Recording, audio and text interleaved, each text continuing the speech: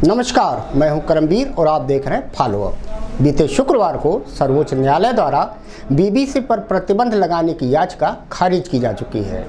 इसके ठीक बाद सोमवार को देश के गृह मंत्री अमित शाह ने समाचार एजेंसी ANI को दिए खास इंटरव्यू में दार्शनिक अंदाज में बीबीसी पर हमला किया और अब महज 24 घंटे से भी कम समय में बीबीसी के भारत स्थित दिल्ली और मुंबई कार्यालय पर इनकम टैक्स ने सर्वे के नाम से छापा मार दिया है। अब यह महज संयोग है या बीते दिनों सदन में दिए पीएम मोदी के भाषण के अंश की प्रामाणिकता, जिसमें प्रधानमंत्री ने कहा था कि ईडी ने विपक्ष को एक मंच पर आने पर मजबूर कर दिया। तो क्या अब यह समझा जाए कि बीबीसी के बहाने मीडिया भी सरकार के लिए विपक्ष जैसी लगने लगी है? वह भी तब जब अभी पिछले दिनों ही भारत के पूर्व मुख्य न्यायाधीश जस्टिस UU ललित ने प्रेस की स्वतंत्रता की बात कही है। बीबीसी के दफ्तरों पर पड़े छापों की कथा पर जाने से पहले आप जरा सोचिए कि भाजपा अरसे से आपातकाल का टेप बजा बजा कर तत्कालीन इंदिरा गांधी सरकार पर हमलावर रहती है। अब अमृतकाल के बहाने क्या आपातकाल जैसे नहीं हो गए हैं? फर्क महज आपात और अमृत का है, काल सेम है। बहरहाल राहुल गांधी की भारत जोड़ो यात्रा के शुरू होने के साथ ही देश की सियासत में बहुत कुछ बदला है और इस एक्शन का सबसे बड़ा रिएक्शन पीएम मोदी और बीजेपी पर साफ तौर पर देखा जा सकता है।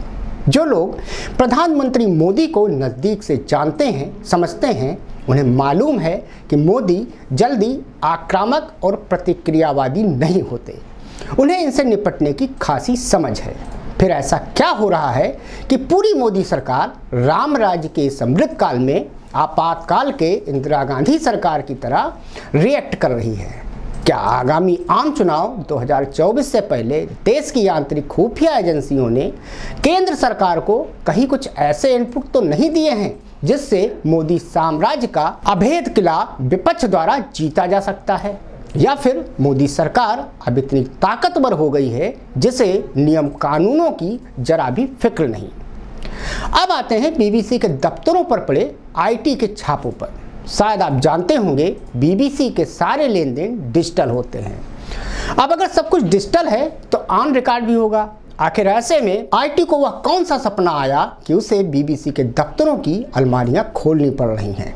आयकर विभाग ने मंगलवार सुबह तकरीबन 11:30 बजे से दिल्ली और मुंबई में बीबीसी के कार्यालयों में सर्वे शुरू किया है। बीबीसी द्वारा द मोदी क्वेश्चन प्रसारित करने के कुछ सप्ताह बाद यह औचक कार्रवाई हुई है। आपको बताते हैं आखिर बीबीसी की इस 2 भाग वाले डॉक्यूमेंट्री में ऐसा कौन सा जिन्न है जिससे बीजेपी बेचैन है।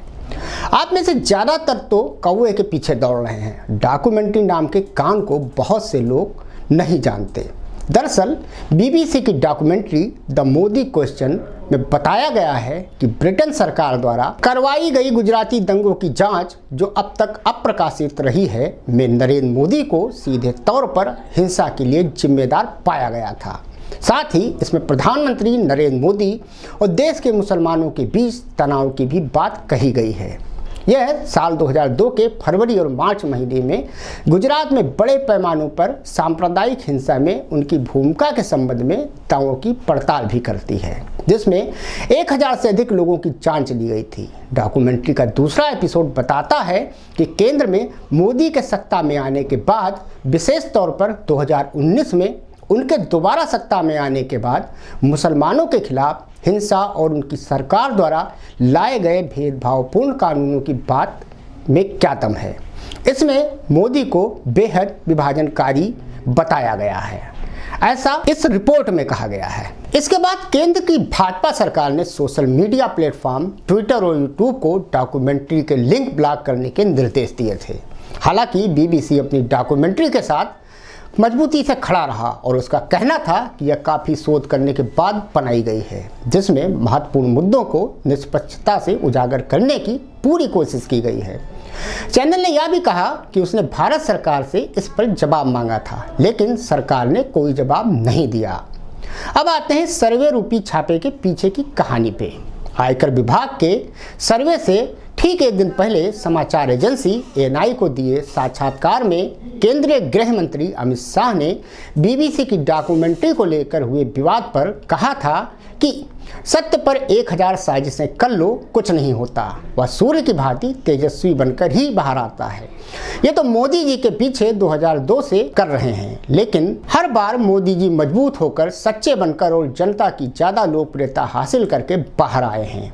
अब आपको बताते हैं कि जिस बीबीसी को रेडियो पर सुनते सुनाते हमारा आपका बचपन बीता है और गुजरात के मुख्यमंत्री रहते नरेंद्र मोदी जी जिस बीबीसी का गुणगान करते नहीं थकते थे, जिसके कई वीडियो आपको सोशल मीडिया पर मिल ही जाएंगे, उस बीबीसी की कार्यप्रणाली क्या और कैसी है। British broadcasting corporation world service television British सरकार की संस्था है। यह 40 भाषाओं में खबरें प्रसारित करती है। ब्रिटेन की संसद ग्रांट के जरिए इसकी फंडिंग करती है। इसका management foreign and Commonwealth office के जरिए होता है। यह डिजिटल, कल्चर, मीडिया और स्पोर्ट विभाग के तहत काम करती है। बीबीसी को एक रॉयल चार्टर के तहत साल 1927 में शुरू किया गया था। इसका काम मुख्य रूप से एक वार्षिक टेलीविजन लाइसेंस शुल्क द्वारा वित्त पोषित किया जाता है, जो सभी ब्रिटिश परिवारों, कंपनियों और संगठनों से लाइव टेलीविजन प्रसारण और आईप्लेयर कैच अप प्राप्त करने या रिकॉर्ड करने के लिए किसी भी प्रकार के उपकरण का उपयोग करने के लिए लिया जाता है। शुल्क ब्रिटिश सरकार द्वारा निर्धारित किया जाता है, संसद द्वारा सहमति व्यक्त की जाती है और बीबीसी के रेडियो, टीवी और यूके के देशों और क्षेत्रों को कवर करने वाली ऑनलाइन सेवाओं को निधि देने के लिए उपयोग किया जाता है। 1 अप्रैल साल 2014 में इसने बीबीसी वर्ल्ड सर्विस 1932 में, जिसे बीबीसी एम्पायर सर्विस के रूप में लॉन्च किया गया था, को भी वित्त पोषित किया है, जो 28 भाषाओं में प्रसारित होता है। जाते जाते आपको बता दें कि भारत की प्रेस फ्रीडम रैंकिंग यानी कि रिपोर्ट्स विदाउट बॉर्डर्स के अनुसार दुनिया के 180 देशों में से 150वें नंबर पर हमारा देश है, जिसमें सर्वेक्षण के अनुसार भारत अब दुनिया के 30 सबसे खराब देशों में से है। एक दिन पहले ही न्यूयॉर्क टाइम्स के प्रकाशित संपादकीय में इस तथ्य पर बात की गई थी कि भारत में स्वतंत्र प्रेस लगातार खतरे में है। धन्यवाद।